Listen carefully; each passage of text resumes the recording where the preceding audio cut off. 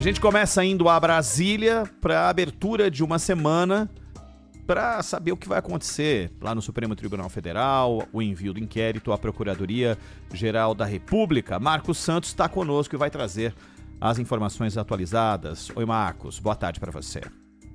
Muito boa tarde, Ronald. Boa tarde, Zaidan. Nós tínhamos uma expectativa do processo do inquérito ser enviado para a PGR, a Procuradoria-Geral da República, ainda nesta segunda-feira, mas ficou somente para terça-feira. No caso, amanhã, o inquérito que está com o Supremo Tribunal Federal, o ministro Alexandre de Moraes, após receber o inquérito amanhã, o Procurador-Geral da República, Paulo Gonet, ele vai ser responsável por decidir o futuro das investigações. Ele vai decidir se acrescenta mais alguém entre os indiciados, vai decidir se pode tirar algum indiciado que está nessa lista também, baseado nas provas que ele receber, até mesmo porque o documento que ele vai receber, o inquérito, ele tem mais de 800 páginas. Além disso, ele também pode decidir por acabar de vez com as investigações. Então, o futuro desse inquérito está nas mãos de Paulo Gonet. Então, chegando até ele na terça-feira, temos todo um outro processo em volta disso também, porque ele precisa enviar novamente para o Supremo Tribunal Federal, para o relator do processo, o ministro Alexandre de Moraes, que vai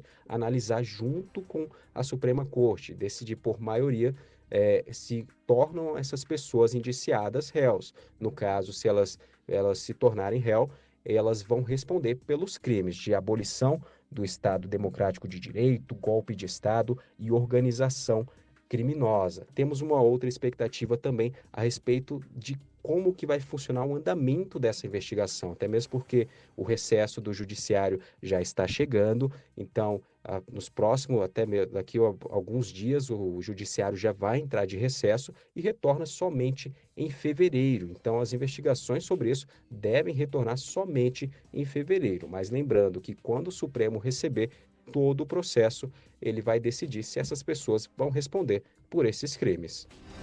É isso, e vieram à tona alguns detalhes da trama, né, de como a trama se deu ao longo daquele período de 2022 e, segundo as informações e os áudios que foram liberados, o general da reserva Mário Fernandes foi o grande articulador de tudo, né? Muitas das expressões mais marcantes ficaram na boca dele, né?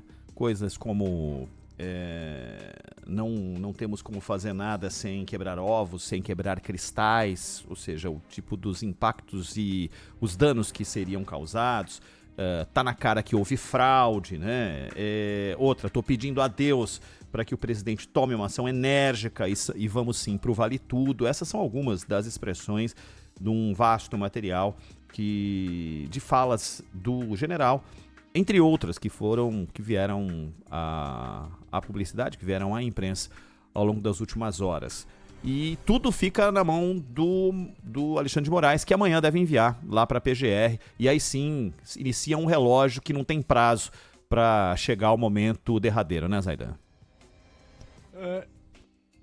E o uso da palavra punhal e o uso da palavra cristal, essa referência ao punhal e aos cristais, ela, no contexto em que são ditas, né, e no caso de punhal, o nome da operação, né, o punhal verde e amarelo, aliás, um nome bem bobinho, né, mas isso remete a essas duas palavras, punhal e cristais, nos remetem à Alemanha dos anos 30, né?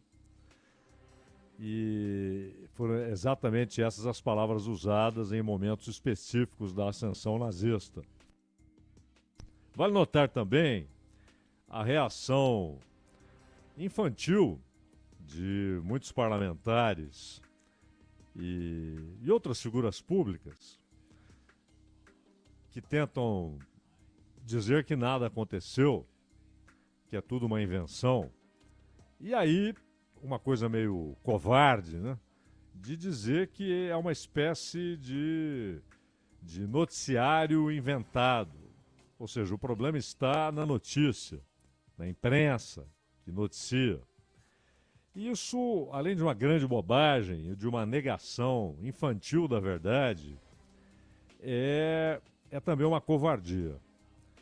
Por outro lado, se eles fossem apresentar uma sequência séria de argumentos, eles diriam, ó, isso aí, o Bolsonaro não tem nada com isso, não é?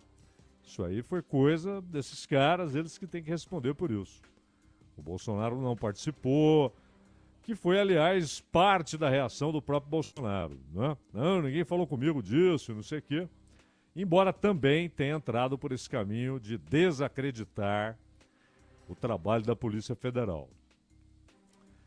Agora, se eles estão dizendo que isso foi inventado, eles têm de conversar com o Mauro Cid para saber por que ele disse o que disse, contou o que contou.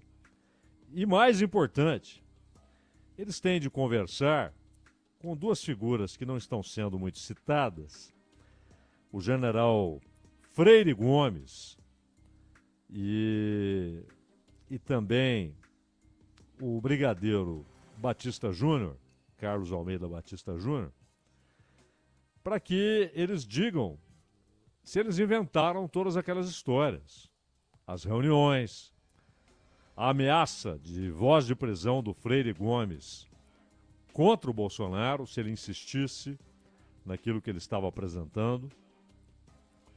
Então, eles têm de perguntar por que essas pessoas teriam inventado tudo isso. É tudo uma grande invenção. O Freire Gomes e o Batista Júnior inventaram tudo aquilo, inclusive quando disseram que o comandante da Marinha, então o comandante da Marinha, Almir Garnier, havia concordado com a participação da Marinha numa ação golpista. Eles também inventaram isso, e o Garnier está entre os indiciados. Então, se querem responder, que respondam com seriedade, não é? Podem argumentar que o Bolsonaro não sabia de nada, ou até que o Braga Neto não sabia de nada.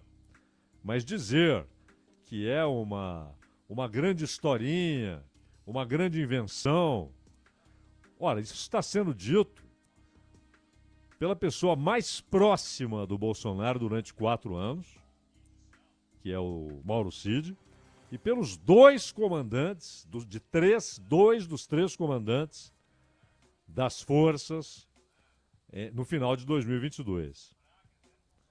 Agora, essa história do Mário Fernandes, ele diz coisas assim, inclusive nessas conversas capturadas, ele diz que o Bolsonaro fez referência ao dia 12, que era o dia da diplomação do Lula. E foi aquele dia de muita confusão em Brasília. Invasão do prédio da Polícia Federal, né? Polícia Federal, exatamente. Houve uma tentativa de explosão, uma tentativa de um atentado terrorista próximo ao aeroporto de Brasília. E tudo isso, tanto a confusão do dia 12, a tentativa de explosão, tudo isso se encaixa na ideia de desenvolver-se um ambiente que poderia provocar estado de defesa, no limite estado de sítio e certamente uma GLO, uma garantia da lei e da ordem.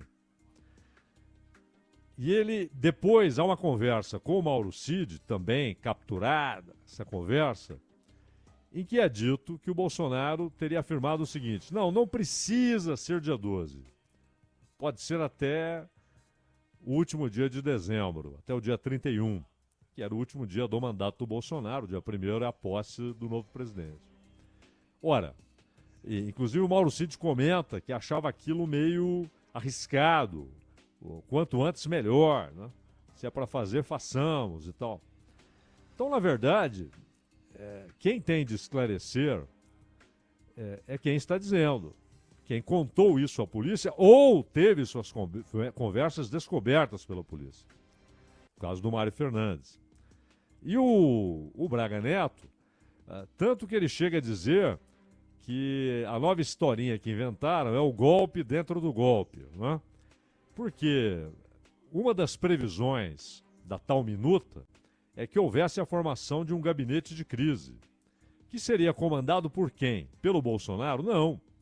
pelo Augusto Heleno e pelo Braga Neto.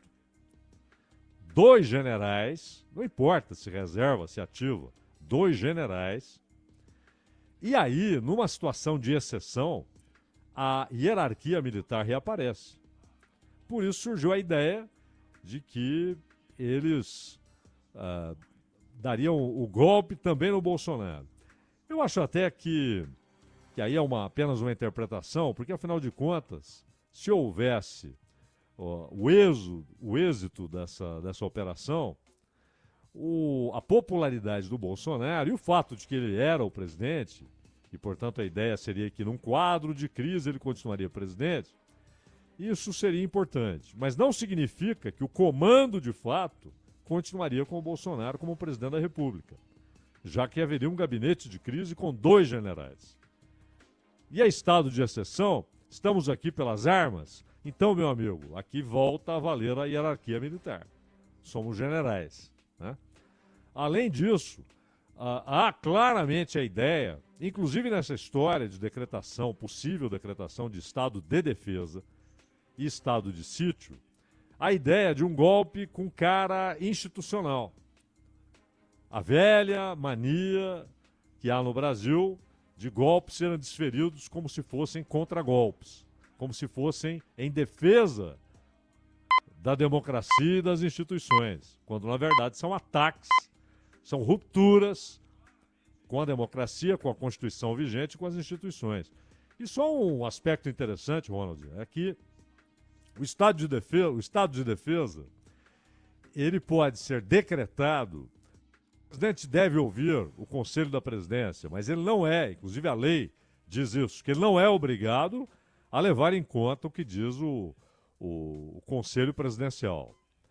Só que até 24 horas depois do decreto do estado de defesa, o Congresso deve se manifestar. O Congresso pode ratificar ou pode indeferir.